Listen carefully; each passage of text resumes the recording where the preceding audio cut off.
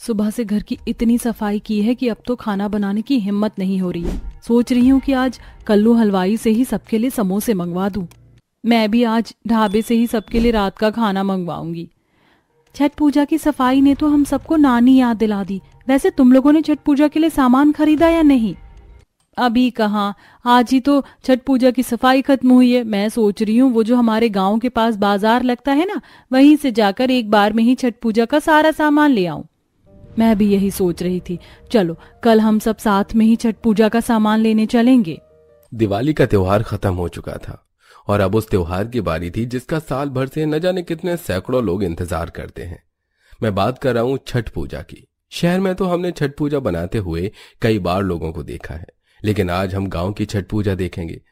छठ पूजा में बस एक हफ्ता रह चुका था, जिसके चलते गांव के सभी घरों में छठ पूजा की साफ सफाई सजावट का काम चल रहा था। कोई छठ पूजा का सामान लेने के लिए बाजार जा रहा था, तो कोई छठ पूजा पर पहनने के लिए लाल पीली साड़ी और लाख की चूड़ियां खरीद रहा था, तो कोई अपने आंगन को गोबर से लीप रहा था। मुझे तो ये हरी वाली लाख की चूड़ियां बड़ी पसंद आ रही हैं और मुझे तो ये लाल वाली चूड़ियां पसंद आ रही हैं। ये तो मेरी साड़ी से भी मैच हो रही हैं। गांव की काफी सारी औरतें लाख की चूड़ियां खरीद रही होती हैं कि तभी उसी गांव में रहने वाली शारदा आती है। शारदा तुम भी आ गई। ये देखो इस चूड़ी वाले के पास कितने सुंदर सुंदर लाख की चूड़ियां हैं। हम सब ने तो छठ पर पहनने के लिए अपनी मनपसंद लाख की चूड़ियां खरीद ली हैं, तुम भी ले लो। हाँ हाँ बहन जी, ये देखिए मेरे पास सारे रंग की लाख की चूड़ियां हैं। बताइए आपको कौन से रंग की चाहिए? अरे नहीं नहीं, वो इस बार मैं दिवाली पर ही छठ के लिए लाख की चूड़ियां लेकर आ गई थी। अच्छा अब मैं चलती हूँ, मुझे राशन लाने के लिए जाना है। इतना कहकर शारदा राशन की दुकान पर जाती है। काका 1 किलो आटा और 1 किलो चावल दे दीजिए। पहले तो तुम मेरे 3 महीने के राशन के पैसे दो, पूरे 5,000 रुपए हो गए हैं। काका आप तो जानते हैं कि मेरे पति की नौकरी गए हुए पूरे 2 महीने हो चुके हैं। घर का खर्चा कैसे चल रहा है ये तो मैं ही जानती हूँ। ये नौकरी की तलाश में है, जैसे ही इनको नौकरी मिल जाएगी हम आपके सारे पैसे चुका देंगे। तो जब पैसे चुकाओ तभी राशन लेकर जाना। ये राशन की दुकान पैसे से चलती है। अगर तुम जैसे लोगों को यूं ही मुफ्त में राशन देने लग गया तो एक दिन तो मुझे कटोरा लेकर मंदिर के बाहर बैठना पड़ेगा। शारदा उस राशन वाले से काफी विनती करती है, लेकिन राशन वाला शारदा की एक नहीं सुनता और उसे वहां से बेइज्जती करके भगा देता है, जिसके चलते शारदा आंखों में आंसू लिए घर आती है। हे भगवान, कब तक हमारी जिंदगी यूं ही रूखी सूखी खाकर गुजरेगी? अब तो अपना चमत्कार दिखाओ, कब तक ये सब ऐसे ही चलेगा? शारदा के पति सुमित की 3 महीने पहले नौकरी चली गई थी। 3 महीने से सुमित कई जगह पर नौकरी ढूंढता है, लेकिन कहीं पर भी उसे नौकरी नहीं मिलती। ऐसे ही समय गुजरता रहता है और अब छठ पूजा के दिन करीब आ रहे होते हैं।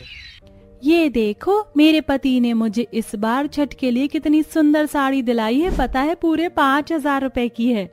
ये तो कुछ भी नहीं है। मैं तो इस बार छठ पर पहनने के लिए पूरी 7,000 रुपए की साड़ी लेकर आई हूँ। साड़ी तो मुझे भी लेकर आनी थी, लेकिन छठ पूजा की तैयारी में मुझे तो साड़ी लाने का मौका ही नहीं मिला। बस आज का दिन बचा है। आज मुझे साड़ी लेने के लिए जाना ही होगा, लेकिन जाऊं किसके साथ? आंचल इतना बोल ही रही होती है कि तभी उसे शारदा दिखाई देती है, जिसे देख आंचल शारदा के पास जाती है। शारदा तुमने छठ पूजा के लिए साड़ी ले ली क्या? अभी नहीं। चलो ये तो अच्छी बात है, मैंने भी नहीं ली। आज हम दोनों साथ में साड़ी लेने के लिए चलेंगे। वो आंचल, मेरी सासू माँ ने पिछले साल मुझे साड़ी दी थी, मैं वही साड़ी पहन लूंगी। लेकिन छठ पूजा पर तो नई साड़ी पहनते हैं, तो तुम पिछले साल की साड़ी क्यों पहन रही हो? मेरी सास ने इतने प्यार से मुझे नई साड़ी दी थी, वो भी बिल्कुल नई है। इतना कहकर शारदा चली जाती है, जिसे देख आंचल। कितनी कंजूस है ये शारदा की बच्ची, हर चीज में कंजूसी करती है। उस दिन भी इसने जानबूझकर लाख की चूड़ियां नहीं ली और आज भी बस ये पैसे बचा रही है। ना जाने ये लोग इतने पैसे लेकर कहाँ जाएंगे। शारदा अपने घर के हालातों के बारे में गांव में किसी को भी नहीं बताती, जिसके चलते गांव की कुछ औरतें शारदा को कंजूस समझने लग गई थी। छठ पूजा में अब सिर्फ एक दिन रह गया था, इसलिए सभी औरतें पूजा के लिए गन्ने, पान के पत्ते, टोकरी और दिए लेने जाती हैं। ये मटके के दिए कितने के हैं? 30 रुपए का है। ये तो बहुत ज्यादा महंगे हैं। इससे अच्छा तो मैं मिट्टी से ही दिए बना लूंगी। पैसे की कमी के चलते शारदा छठ पूजा में इस्तेमाल किए जाने वाले सामानों को भी ठीक से नहीं खरीद पाती। मिट्टी से शारदा दिए बना लेती है और खेतों से गन्ने ले आती है। वहीं आसपास की जगह से शारदा को पान के पत्ते, अदरक के पौधे मिल जाते हैं। छठ पूजा में अब सिर्फ 2 दिन रह गए थे।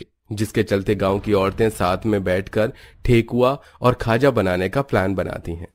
अरे शारदा, तुम अभी तक घर पर ही हो, तुम्हें चलना नहीं है क्या? कहाँ बबली, 2 दिन बाद छठ पूजा है ना, इसलिए हम सब औरतों ने सोचा कि इस बार हम खाजा और ठेकुआ साथ में मनाएंगे।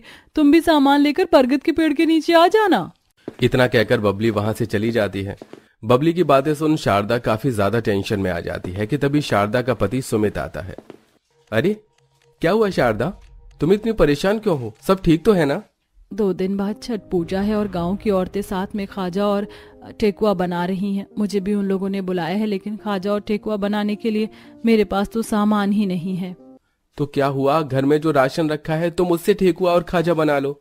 खाजा ठेकुआ बनाने के लिए घर के राशन का इस्तेमाल नहीं करते और बाहर से राशन खरीदने के लिए हमारे पास बिल्कुल भी पैसे नहीं हैं।